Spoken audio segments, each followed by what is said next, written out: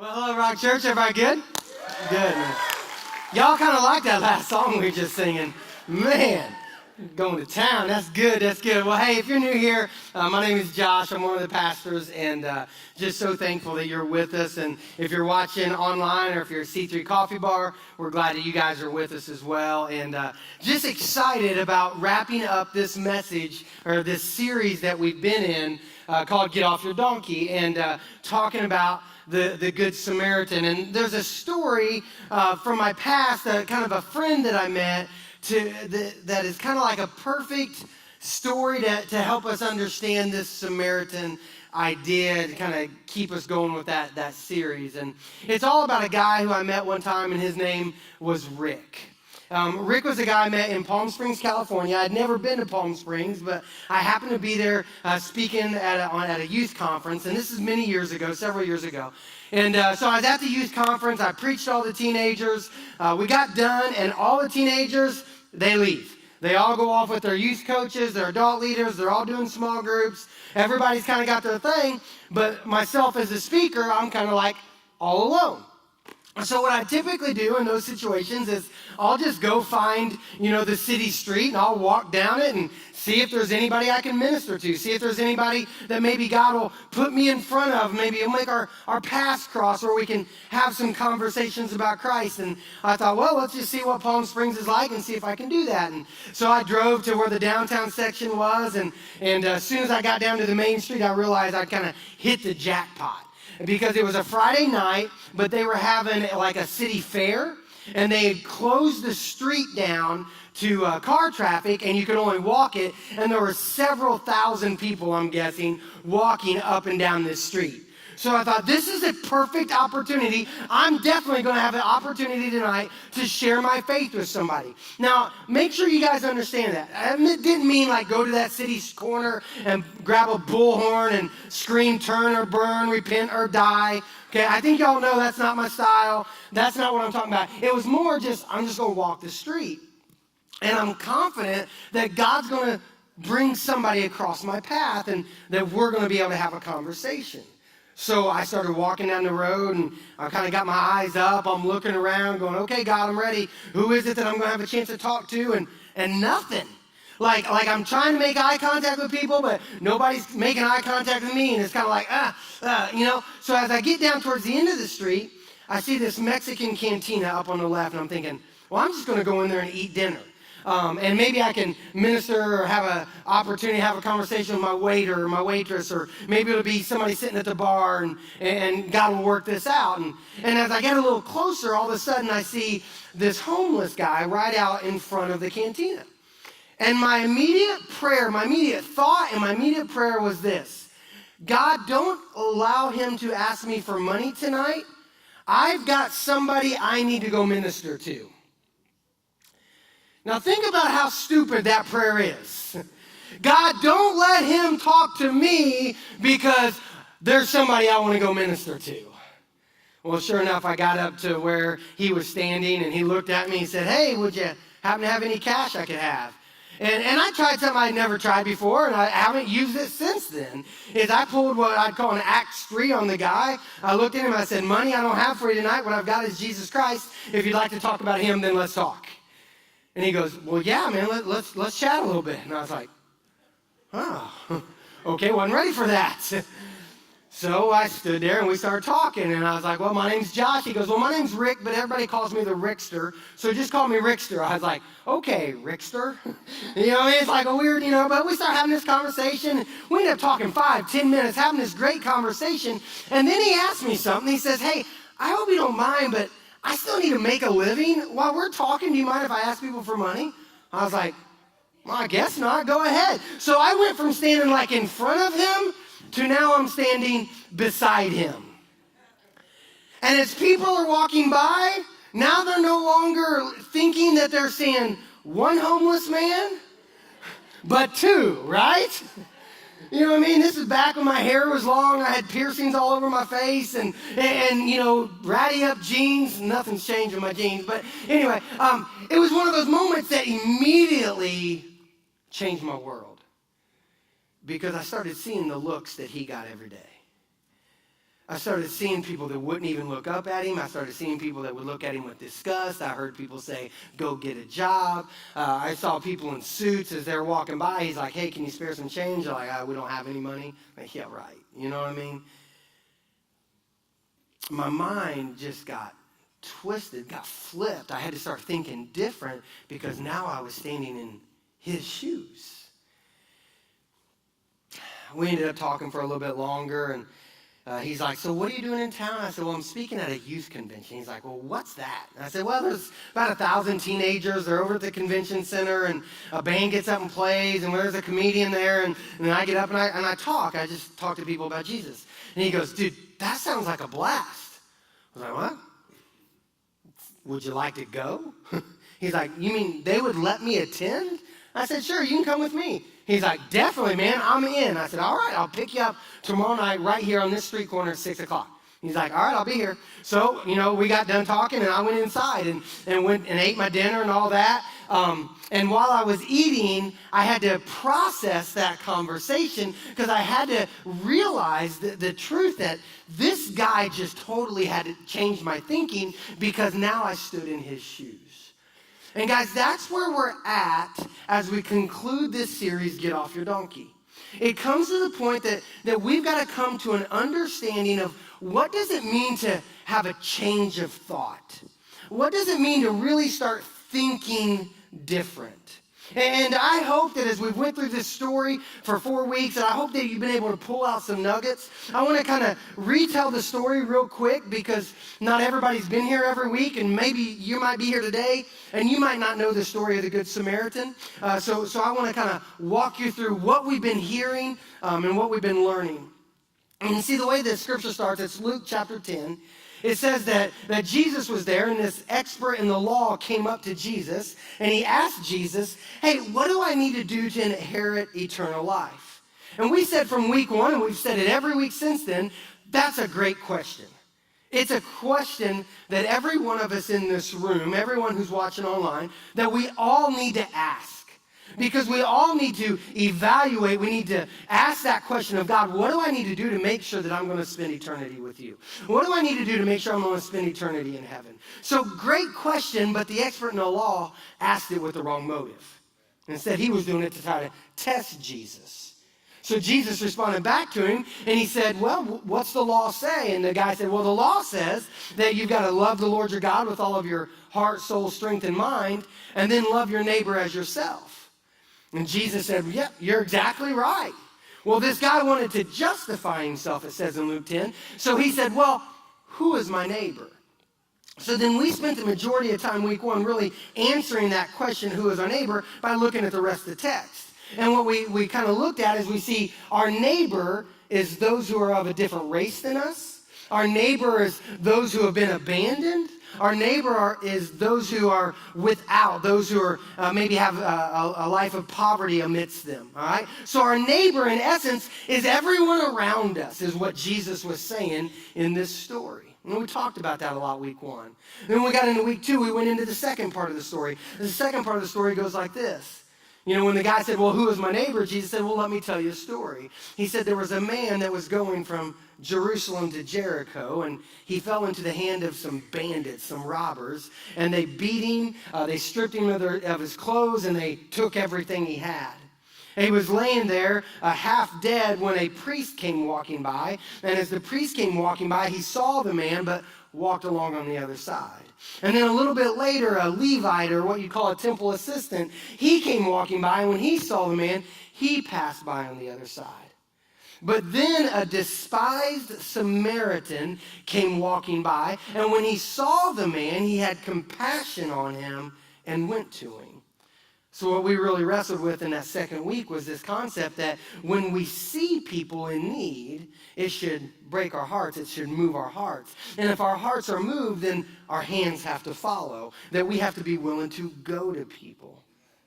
And then last week, we went on to the next step of the story. And the next step of the story goes like this. It says the Samaritan went to the Jewish man, and he saw him, and he bandaged up, or he poured oil and wine on his wounds, and then he bandaged up his wounds and put the man on his own donkey and took him for an inn and cared for him throughout the night. And then the next morning, he went to the innkeeper and said, here's some money to care for this guy's needs. Take care of him. When I pass back through town, I'll settle up with you if there's any kind of difference. And so what we really talked about last week was this concept that if we're really going to love and serve people, then we have to make sure what we are doing is understanding the cost. And that cost is, there's a cost of time. The Samaritan took time.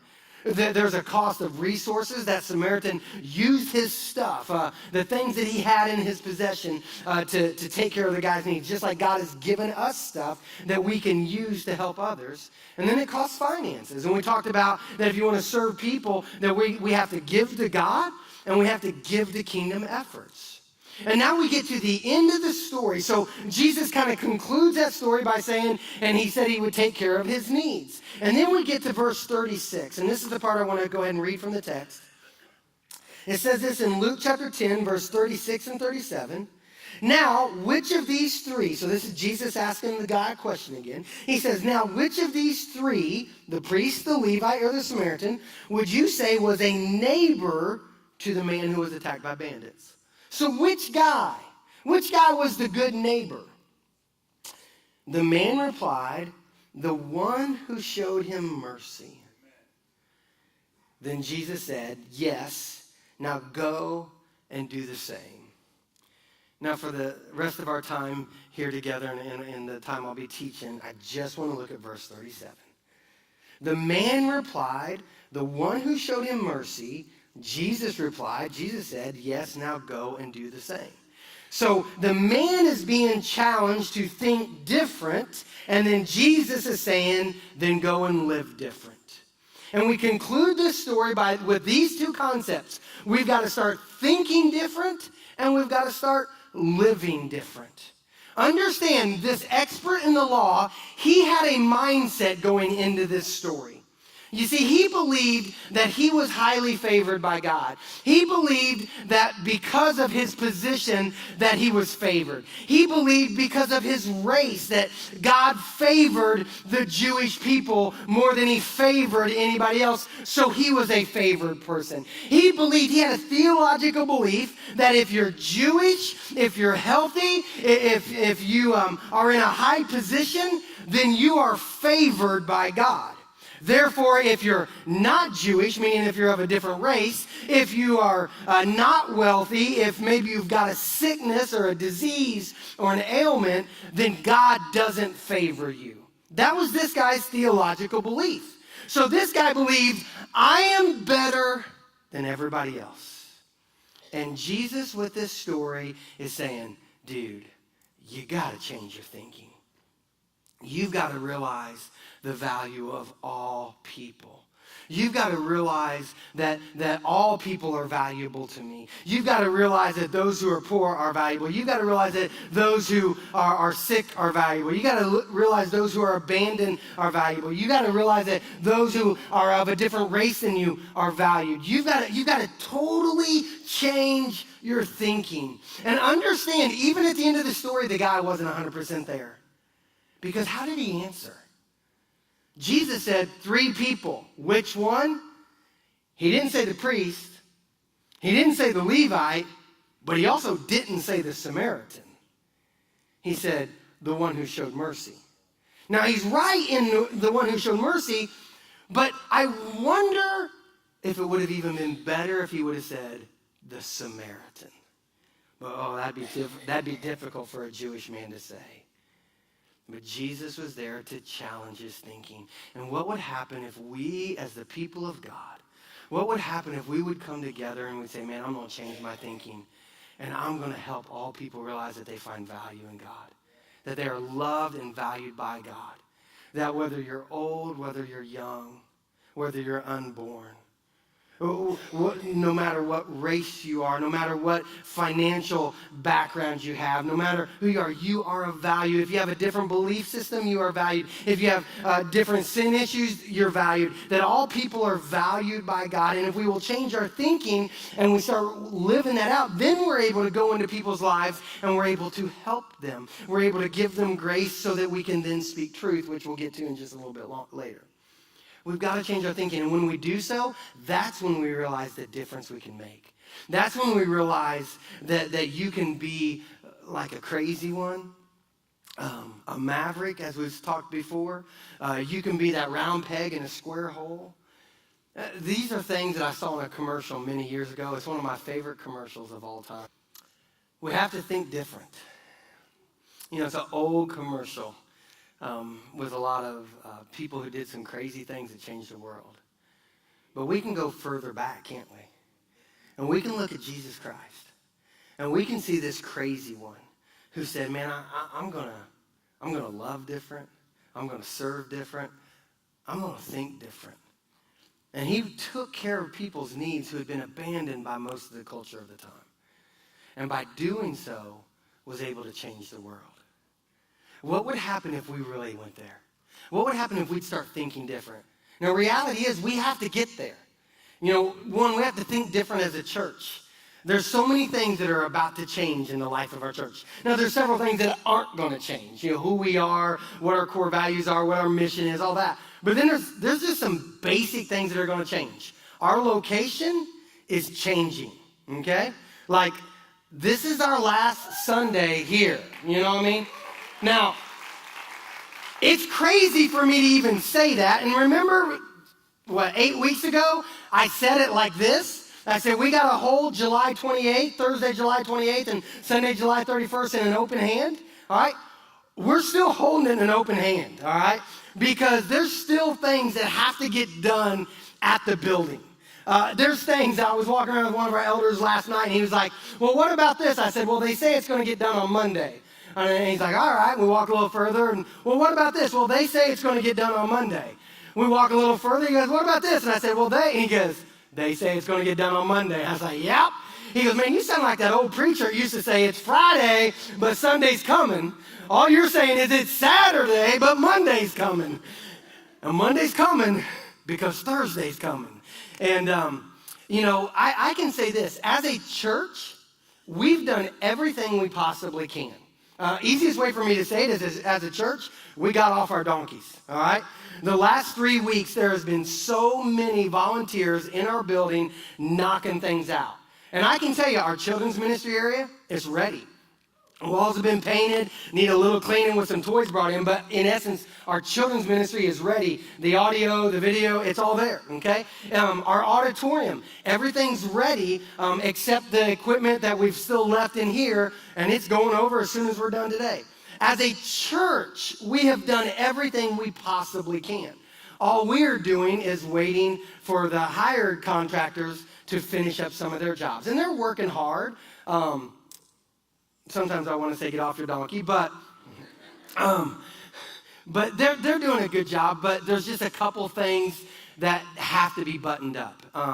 If you drive by there right now, you'll be like, shouldn't we be getting some asphalt on this parking lot? Well, yes, we should. And we got some people that are coming in on on Tuesday to do that. We've got some electrical work that has to be done. But it's in the contractor's hands. It's not in our hands. You know what I mean? So we're doing everything we possibly can. And we're moving forward with hopes that we'll have our certificate of occupancy by Thursday, 6:30. If it comes in at 6 o'clock, I'm okay. I mean, I'd like it a little before then. But you know, we're moving forward with this idea that we are going to launch our church Thursday night at 6:30, and then Sunday at 9 and 11. Now, if that's happening, I want to encourage you, don't be late, because we got some cool things planned at the beginning that you'll definitely want to be there for. But we have to hold that in an open hand still. What's the worst that'll happen? Well, if you're coming on Thursday night, you'll show up Thursday night, and we'll say, hey, we're going to do a walkthrough. You can pray, you can hang out, a little open house, and Sunday morning we'll have church in here. That's the worst thing. So we'll still have church next week. And my guess is Jesus will still show up no matter what, right? Okay, so not worried about that. But we're moving forward with this concept that we'll be in there on Thursday, and We'll find out when that day gets a little bit closer, okay? So we're changing location. With the change in location, let me take a minute away from the text and stuff. There's a couple logistics we just have to know because it's going to be new to all of us, all right? I don't have a key to the building yet, all right? So I'm not like I know where everything's going right now and y'all are the only ones that don't. We're all in the boat together, okay? That eventually we're going to walk into that campus on Thursday night and we're going to be ready to rock and roll. But with it, there's some things I want to make sure we kind of know where to park, where to take your kids. Those are two big things, all right? So let's pull up a kind of like a map of the campus here, okay? So if you are above the campus, this is what you're going to see. The big red box in the middle, that's the auditorium, okay? So if you don't have kids or anything, that's kind of the major place you need to know. The bathrooms are easily identifiable when you're in the lobby. If you have kids, let's talk about the light blue on what would be your left-hand side, the orange that is kind of at the top of the screen, and the green, okay? So when you walk in the lobby, if you look to your left hand, you'll see a huge Kids Rock logo on a blue wall. So if you check in Kids Now, that's where you're going to go on Thursday or Sunday. Just go to the Kids Rock logo. The check-in system's right there, and you get checked in. That little blue strip that goes back, that's called the Cove. That's for if you've got a baby, 0, little bitty ones up to 3 years old. They'll be in that light blue section, okay? If you have a 4-year-old through first grade, all right, they're in the orange area, which is called the castle. A huge castle on the back wall. Phenomenal. Kids will walk in that room and just go, dude, this is awesome. All right. The green area to the right, that is for, it's called the camp, and it's for 2nd grade through 5th grade, all right? Now, you don't necessarily have to remember all that. If you remember Kids Rock logo, go check my kids in there, and we'll help you go to the right area. If you only have a 2nd through 5th grader, you can go straight to the camp and check them in that way if you don't need to check in with your little ones, all right? The other two colors that I want to talk through, the royal blue in the middle of the parking lot, that is for our first-time guests. All right? We want to do everything we can to receive those who are worshiping with us for the first time, who are coming to maybe investigate a little bit who Jesus is. All right? So far this year, I think we've had between 450 and 500 first-time guests who have come to our church. That's crazy, all right? Yeah, that's awesome. People going, dude, I want to go check out the Rock, all right? So we try to make sure they have a place to park where they can come and easily find their way to the front door. The place next to that that's pink, that's really for new moms, pregnant moms, elderly, anybody who needs to be pretty close to the building, all right? So kind of leave that area open. But then I would also say anything around that, like if you can walk pretty well, park someplace else and let those spots be available for people who need to be a little closer to the building. If you see the stars behind the building, I want to challenge you. If you're a volunteer, you're already saying it's not about me because you've decided to volunteer. You've already said, I want to be serving other people. One of the greatest things you can do is park behind the building. That's going to become crucial because we need as much of the front space as we can for others to be able to park. So I just want to encourage you, if you volunteer, please, all right? I know this is a big wide parking lot that we have out here, so not all of you park in our volunteer parking lot, but at our new building, I just want to challenge you, if you're a volunteer, please park behind. See the big star over there on your left-hand side? All right, that's for any of you who have a Jeep or a 4-wheel drive, okay? Because that's our overflow parking lot. It is not ready yet, but it can be parked on, all right? And what I mean by it's not ready yet, there's not any gravel up there, so it's a little soggy because of the rain. But the other day, I parked up there, and when I left, the mud was flying off my tires. I felt so cool, all right? So you can park there as well if you've got that kind of vehicle. The other place to park, and we need a lot of people to park here, is at the C3 Coffee Bar. The C3 Coffee Bar has 100 parking spots. We plan on using those for Sunday morning parking. Now, you can park there and just do church at the bar if you want, or you can just walk across and come into the building. The only place I'd say not to park at the coffee bar is in the front spots right in front of the building. Leave those available for guests that might be coming and doing church at the coffee bar, or for people who are coming to buy coffee on Sunday morning there, all right? So kind of leave those front spots available for them, all right? So we're changing locations. That's something big to know. Plan on church being there. If it's not, it'll be on social media. If you're not on social media, it'll be on our app. We'll send out message. If you don't have either one of there'll be somebody there going, go to the high school, okay? So we'll do church and life will be good, but we're planning, praying, preparing to open our campus Thursday night, 6:30, and Sunday, 9 and 11. Now, another thing that we have to think different about is our service times. We are launching a Thursday night service, not just for our grand opening, but we're starting one that will go every Thursday night at 6:30. And we're doing that because we want to do everything we possibly can to reach people who are far from God. One of the things we say around here is we'll do anything short of sin to reach somebody. And we truly believe that offering a Thursday night service is going to help people who can't come on Sunday or don't want to come on Sunday. Let me explain it this way. There's some of you who work in a career that you're working on Sundays. Some of you are on swing shift. You're working in the medical field and you're on 24 off 48. Or you might be a firefighter or a police officer and you work different days because of your job. All right? Well, now there's a Thursday night option for you. Some of you work in the service ministry or service career down at the beach where you're in the hotels, and this time of year it's crazy for you. So sometimes you can get here Sunday morning, sometimes you can't. Well, now you got a Thursday night option. There's others of you that just like to go to the beach on Sunday mornings, or you like to go to the river on Sunday mornings, all right? Well, listen, you can come Thursday night. We could call it No Guilt Thursday Night Service. All right? I can do church on Thursday. I can go to the water on Saturday and Sunday. It's perfectly acceptable, all right? By doing this, we really believe we're going to help reach more and new people for Jesus Christ. So we're starting this service. So you got to make sure you think different that way. So we got to think different about location. We got to think different about times of service. But then we also have to think different this way. Our mindset. We got to kind of change our mindset. People ask me this all the time, and I know they do it with the best of intentions, but they'll say, how do you feel about your church? Or, man, you've got to be really proud of your church, or your church is really coming together with it. And I always kind of cringe because it's almost like they're saying it like, because as the lead pastor, they're like, well, it's yours. And guys, it's not mine, okay? I don't like to use the word mine, meaning M-I-N-E, all right? First and foremost, it's his, okay? It's his church that he's allowed us to be a part of, okay? So it's his church, and the Rock will always be about Jesus and for Jesus and will preach Jesus. But then besides that, I want it to be our church, which kind of means it this way, that you can say it's my church, but not mine, meaning I love my church. I'm proud of my church. I'm excited about my church. There's a difference, and it's just a little bit of a twist on that word. I just feel like there's a difference between saying my and mine. You know what I mean? Because what it really is it's ours. You know what I mean? It's his that he's given to us, so it's ours. And what that means is we got to have a mind shift change in knowing we're owners. You know what I mean? Like, we've been renting this facility, and I think we've treated this facility well. You know, we love our partnership with the high school. That partnership will continue on. We know that, the way we provide for some of the student athletes here, the way we take care of teachers and students, stuff like that. So we're going to continue that partnership, but we're no longer renting. We're now owning.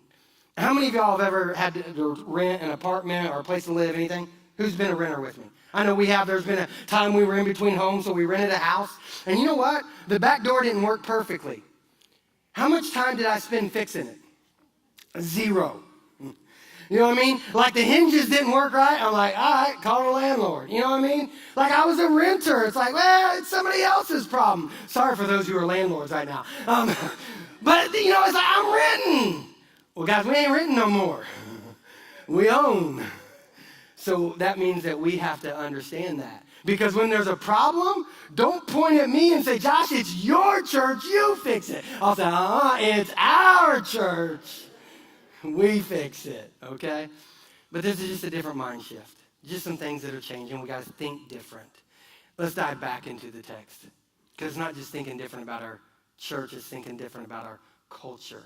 Culturally, this guy, this Jewish man, had to think different. Because culture said only certain people are loved by God. And Jesus would say, no, we all are. And guys, we got to understand, we're in a culture right now that things are just different. Okay, we're no longer in what we would call a Christian culture. We're in a post-Christian culture. Okay, now I know things are a little different here. I know every place I've lived everybody calls themselves the Bible Belt, and I've realized that the Bible Belt is also the Sun Belt. You know what I mean? Like the Bible Belt is all across Southern America. But I will say this about Horry County: it's like the buckle. You know what I mean? Like I think it's cool that we have prayer, on the loudspeakers before football games and stuff like that. I think that's awesome. But there's still people, yeah. There's still people that are here who have no clue who Jesus Christ is. There's people here who don't necessarily have a biblical worldview. And one, as a church, we want anybody who's trying to investigate who Jesus Christ is, who's trying to figure that out, we want them to know that they're at home here, okay? But we got to understand that we got to have that belief when we're living our lives as well. We got to realize our culture is a little different right now. And because our culture is different, we've got to start thinking different about how do I go into that culture and give grace so that I can give truth. Jude, it's chapter 1, it's verse 22 and 23. It says this. It says, and you must show mercy to those whose faith is wavering. Rescue others by snatching them from the flames of judgment. Show mercy to still others, but do so with great caution, hating the sins that contaminate their lives, okay? What this verse is saying is, yes, we might have different beliefs than somebody, but we love that somebody, whoever that somebody is, we love them and we show them mercy so that we can come along and help teach truth of God's word. All right? And that means we got to think different. And if we start thinking different, then that'll help us to live different. And that's the reason Jesus said, now go and do. Our whole series has been about this idea of go and do something. So the conclusion of that scripture is, now go and do. Now, if we're willing to start thinking different about truly serving people and valuing people and loving people and being willing to get off our donkey to do so, then we have to do it. Because when you do it, you could absolutely change somebody's life. And you just never know whose it's going to be. Like Rick. You see, the next night I showed up on this street corner in my rental car. Now, I got 4 kids. When you have 4 kids, that means you own a minivan, right? So we have a minivan. We just finally got rid of it because we're getting our kids out of the house. It's one of the things. Once they get in, you get a minivan. Once they get out, you're like, sports car, So when I rent cars, I try to rent something that maybe I'm like, I don't get to drive this back home. And I'm in Southern California, so what kind of car am I renting? Convertible. Mustang, and I pull up to the street corner, and when I get up there, I'm in this convertible Mustang, the top's down. I look at Rick, I'm like, Rick, hey dude, you still want to go with me to the conference? He's like, do I get to ride in that? I was like, yeah, man. He's like, I'm in. He runs over to the car, doesn't even open the door, just hops over it, you know what I mean? Sits down, not joking, not making this stuff up, pushes the seat back, kicks back, and says, see ya, boys. I was like, all right, so we take off down the road. We get to this convention, band gets on, they do a great job. I get up and start preaching. When I get done, we go into this response time. When we get into this response time, as the kids and everybody's singing, all of a sudden I see this high school kid get up and go and start talking to Rick. And then another high schooler, and then another one. And before long, 8 to 10 teenagers are all huddled around this homeless guy, talking with him. And then I see him praying with him. When we're all done, me and Rick, we get back in the car, and as we're driving down the road, I'm like, Rick, what'd you think, dude? Did you have a good time? He's like, dude, this has been amazing. He goes, man, my life has been changed tonight. He reached behind his back, and he pulled out, he goes, look, a kid gave me his Bible. I have my very own Bible for the first time in forever. It's like, Rick, do you know what that Bible's about? Do you know who Jesus is? He said, man, I was saved when I was younger, but I haven't talked to Jesus in forever. He goes, tonight I kind of recommitted my life to Christ, and I'm going to try to walk with him because I know he loves me and accepts me. Yeah. So I'm in the car, and I'm like, dude, this is awesome. I'm like, all right, bro, where do you want me to drop you off? He said, well, pull up into this McDonald's. I want to show you where I live. I was like, dude, you're homeless. He goes, well, I got to sleep someplace. So I pull up, and he goes, we're going to go about 200 yards out into the desert. And I'm like, we are. Okay, I kind of know you. And I'm going to walk out into the desert. All right, Lord, please protect me. I'm trusting you on this. And as we're walking out there, he said, hey, as you kind of take care of some kids, I do as well. There's some kids that live out here with me. And we got out there to this tarp on the ground. And sure enough, there was 3 teenagers out there. One was a 19-year-old boy named Joe, who was a runaway from New York. One was a 17-year-old girl named Angel, who was a runaway from California. And the other was a 14-year-old girl who wouldn't tell me her name. Immediately, my heart breaks. But then Rick does this. He goes, hey, guys, this is my new friend Josh. He's a preacher. He's going to tell you about Jesus. I'm like, okay. And then immediately, Joe says, dude, I'm an occultist. I worship Satan. I don't want to hear anything that you have to say about your God. But Angel's over here, and she says, well, I'd actually like to know a little bit about Jesus. Can you tell me a little bit? And I'm in the middle going, God, help, you know what I mean? But for a couple hours, we sat there and we talked. A lot of grace, but some truth. And I navigated, through the help of the Holy Spirit, a conversation with those kids. And we got done, I went out to my car, and I just fell down on my knees, and I just wept. And I hurt for those kids, but I was weeping primarily because I'd almost missed it. See, you got to remember 24 hours earlier, I'm walking down the road saying, God, I want to minister to somebody. And when God showed me to somebody, I said, not him. God, don't let him ask me for money because I don't have time for him. You've got somebody else. Man, I don't know who God's going to put into your path. I don't know who God's going to put into my path. But he's going to put people into our path. So we've got to change our thinking and start living different. If we think different, we can live different. As we live different, we're able to walk alongside of people and come in contact with people maybe we would have never had a conversation with before, but maybe it is a God-ordained opportunity for that person to come to know who Jesus Christ is. It starts with thinking different and then going and doing it. I mean, I pray as a church, what would it look like if all of us were kind of living our lives that way as we're going to work, going to school, going to our athletic field? What would it look like? What would happen in this world? Now, I'm going to give us some time. We're going to sing a little bit. And I just pray as a church that that'll be our mindset and our prayer. But I also want to just encourage you maybe as an individual, because there's probably some of you in this room this morning. You might be here going, man, I don't know if I'd be valued or loved or if I'm allowed to come to this church. Yes, definitely. Maybe this morning's a morning where you're going, dude, I really want to know who this Jesus guy is a little bit more. And maybe where we've been kind of encouraging the church to get off our donkey and go serve people. Maybe for you, it's getting off your donkey and going and meeting Jesus. And saying, Jesus, I need you. And if that's you today, man, you can have a conversation with Jesus. Simply say, Jesus, I need you. I want you. I want to surrender. But I'd always encourage you, you have that conversation with Jesus, but let's have that conversation together. You can meet with me or some of our prayer team up by the wall over here. You can go to the orange tent and talk to somebody there. Let's stand up and let's spend some time with God. There's communion to the right and left of stage. If you'd like to take communion, it's available, where you can remember the body and the blood of Jesus Christ. But let's go to him and let's respond to the things we've discovered today and maybe the things we've discovered over the last several weeks. All right, why don't you pray with me? Jesus Christ, I thank you that we can come to you because you came to us. God, I pray that through your Holy Spirit you would move in our hearts. And then what we feel, we would move and we would start doing things different. God, I'm so thankful for the 11 years that we've had as a church, for the 9 years that we've had here. God, I'm thankful for where we're heading, and I can only imagine. But God, I know what I imagine you're going to top. You're going to fly right through that, and you're going to do incredible things.